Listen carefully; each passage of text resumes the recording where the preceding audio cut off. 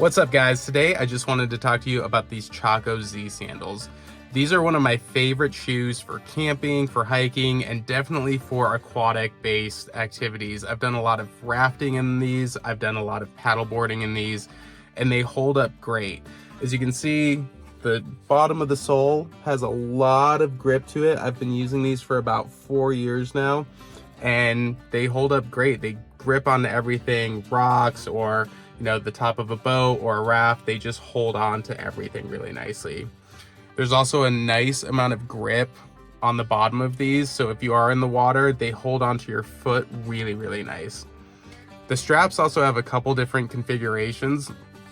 Really easy to use. You just have this buckle that you kind of cinch tight around your ankle, and then your foot's obviously in here. I have the one with the big toe kind of loop, but I don't always use it. A lot of times when I'm hiking, I'll use it, but if I'm on a boat or if I'm on a raft, I don't necessarily use it. So you can just fold it down, put your foot over it, and it works great.